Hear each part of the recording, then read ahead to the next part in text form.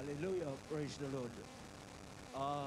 Ang pagpupuri, paglulhati, pagdadakila at pagsamba tanging sa ating mahal Panginoon Hesus Kristo naman.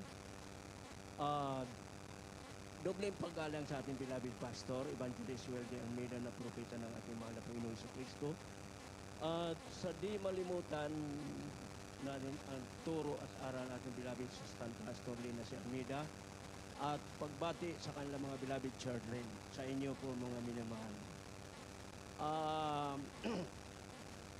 Nasave po ako rito mga minamahal year 1992.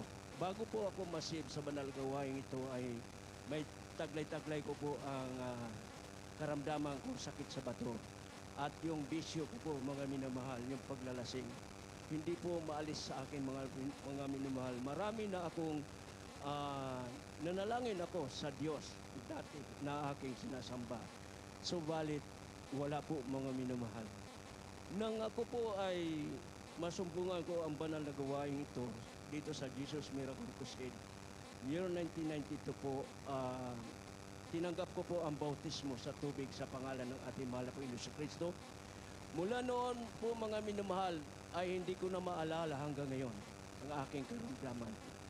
Binago po ako ng ating mahal na Panginoon sa aking paglalasing na hindi ko kayang baguhin ang aking sarili sapagkat ako po ay isang taxi driver po mga minamahal. Habang po ako ay nagdadrive sa taxi, may baon-baon po ako na gin, ang paborito ko po mga minamahal. Sa katunayan po mga minamahal ay talagang may tama po yung baga ko. Subalit mga minamahal na makilala ko ang banal na gawain ito, tinanggap ko ang bautismo sa tubig sa pangalan ni Hesus Kristo. Hindi ko na naalala po mga minamahal.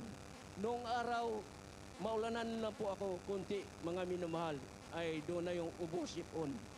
Ngunit mula noon nang mabautismuhan ako, hanggang ngayon, wala na po akong ubo po mga minamahal. Amen. Hallelujah. Grabe ang ating mahal na Panginoon sa banal na gawain ito. Hindi lang po nagpapagaling ng karamdaman ang ating mahal na Panginoong Hesus Kristo dito at nag-iingat din kung saan ka man. Pinag-ingatan po tayo ng ating mahal na Panginoon sa pangunadalangin ng ating beloved pastor Evangelist Weldy Almeida na propeta ng ating mahal na Panginoon. Sariwain ko lang po ang aking beloved ina. 1 year pa lang ako rito mga minamahal, pero dati ang aking mahal na ina ay butot balat na lang po mga minamahal. Ito po ay 4 na klaseng gamot na maintenance po mga minamahal. Sa katunayan, naubos na po yung bali lupa niya pinagbibinta o mga minamahal. Naubos lang doon sa kanyang karamdaman. 5 taon po mga minamahal. Butot balat na lang po mga minamahal. Subalit nang ako ay magwa 1 year po ako rito sa banal na gawain. Napauwi po ako doon bigla doon sa aming bayan po mga minamahal, sa aming probinsya. Ito po mga minamahal ay pagdating ko doon, ang aking mahal na ina hindi na po makalakad. Bedridden po mga minamahal, binubuhat papuntang CR. Subalit nung pagdating ko doon mga minamahal, gabi yun dumating. Siniran ko siya magdamag po mga minamahal. Ito po ay puro oo. Oo. Nung sinabi ko ang Jesus Miracle Crusade, ang Diyos sa Jesus Miracle Crusade ay nagpapagaling ng mga karamdaman at pagbuhay ng patay. Sabi niya, oo, totoo naman ang Diyos, makapangyarihan. Tapos, halos magdamag po ang siring ko po mga minamahal sapagkat ang aking mahal na ina ay marami mga Diyos-Diyosan sa loob ng bahay. May malaki, may maliit. Ang aking mga kapatid po mga minamahal ay mga matitigas din ang ulo sapagkat nakatutok sila, nakakuan po din sa dating kinagis ng relihiyon po mga minamahal. Ito po mga minamahal nang masiran ko po ang aking mahal na ina, kinabukasan siya pa nagsabi, anong gagawin ko? Tanggapin po na ang bautismo sa tubig sa pangalan ni Hesus Kristo sa ikapagpatawad ng iyong mga kasalanan. Sabi niya, o sige, ngayon na. Pero hindi na po ito makalakad, hindi na po makatayo po mga minamahal. Ito po nang pinabuhat namin papunta sa dagat po, sapagkat tabi ng dagat po aking ang bahay ng aking mahal na ina, may seawall po mga minumahal. Binuhat po ito mga minumahal. Ngayon, first time ko lang po na nakapagbautismo po mga minumahal sa may karamdaman. Ginagaya ko lang po ang mga nagbabautismo rito. Ginagaya ko lang po ang pagbabautismo.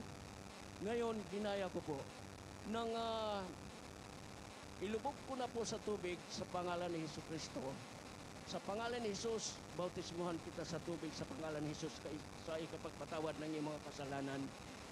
At nilubog ko po itong minamahal sa dagat, pero kumukontra po ang aking mga minamahal mga kapatid sapagkat 5 taon na po hindi pwedeng maligo, hindi masakit sa balat pag nabasa ng tubig ang kanyang katawan. Punas-punas na lang po siya. Ngayon, sabi ng aking mga kapatid, pag ilubog mo sa dagat yan, yun na yung huli. Mamamatay na yan. Subalit sabi ko, ang Diyos ay sa Jesus Miracle Crusade ay hindi nagpapatay na tao ng Amen. buhay. Hallelujah. Ang Diyos sa Jesus Miracle Crusade ay nagbubuhay ng patay. At ngayon po mga minamahal na talagang binuhat doon sa dagat po mga minamahal. Ang dagat po ay hanggang pusod po mga minamahal. Kung butot balat na lang po aking mahal na ina po mga minamahal. Ito po na pagkatapos ko po na mailubog sa dagat po mga minamahal, pagkatapos ng bautismo, grabe ang himala ng ating mahal na Panginoon po mga minamahal, sapagkat lahat ng mga kapatid ko nakatingin doon sa nanay ko. Ngayon, pag akyat doon sa seawall po mga tumayo siya.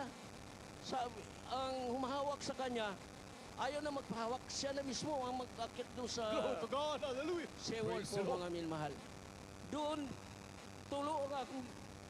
Doon ako umiyak po mga minamahal sa kapangyarihan ng ating mahal na Panginoon. Sabi ko, totoo talaga ang Diyos sa Jesus Miracle Crusade.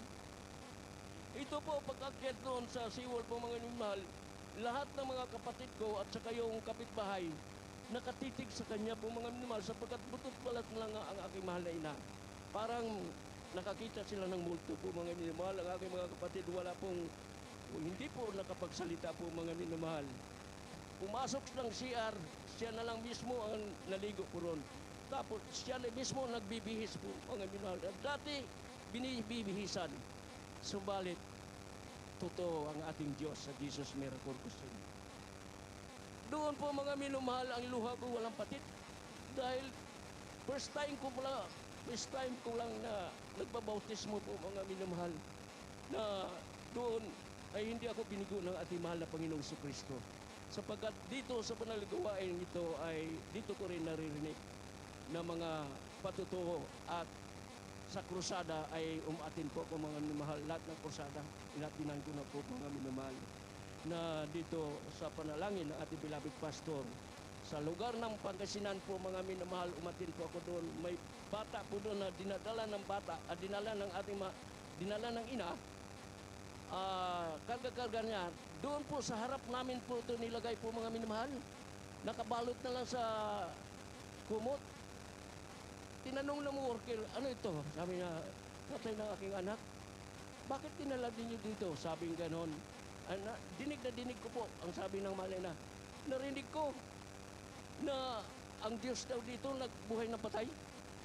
Sabi ng worker po mga minamahal, imbes nagpupuri kami noon, inatigilan po ako mga minamahal sapagkat sabi ko, patay na. Yung amo ko po mga minamahal ay hindi pa bautismado.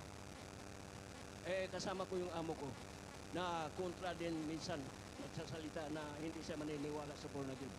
Subalit doon mga minamahal nung masalaysay ng mahal na ina, ang kanyang mahal na ina, na doon ang anak ko patay na. Noong tumayo si beloved pastor Evangelist Will de Almeida, doon po mga minamahal ang bata ay gumalaw. Pinanalangin po Glory ating to mahal. God. Hallelujah. Gulat na gulat po yung amo ko na babae. Sapagkat sabi gano'n, ang bata, gumagalaw, di ba patay na yan? Doon sa harapan po namin nangyari ito, mga minamahal.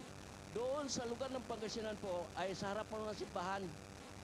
doon sa harap ng simbahan po na doon ay nagmisa po may misa po doon sa loob. Subalit, napakabuti ng ating Diyos. Binuhay ang bata doon sa time na yon. Kaya ang ating beloved Pastor Evangelist Wilde Almeida, walang duda na lingkod ng ating mahal na Panginoon. Tunay na pastor po, mga minmahal. Sapagkat marami nga tayong alam, marami akong alam po, mga minamahal. Galing po ako sa ibang congregation na naglilihans po, nagpapalayas ng masamang espiritu. Subalit nakatitig lang sa kanila ang masamang espiritu. Subalit dito, ordinaryong member lang ng Jesus Miracle Crusade, pinalalayas ang masamang espiritu. Kaya dito sa banal na gawain ito, dito ang kapangyarihan ng Diyos. Sapagkat tunay ang ating mahal pastor ay lingkod ng Diyos. Lord, Sugo hallelujah. ng Diyos po, mga minamahal. Ang aking mahal na ina, sa kagalingan ng aking mahal na ina, ay pinataba po ng ating mahal na Panginoon.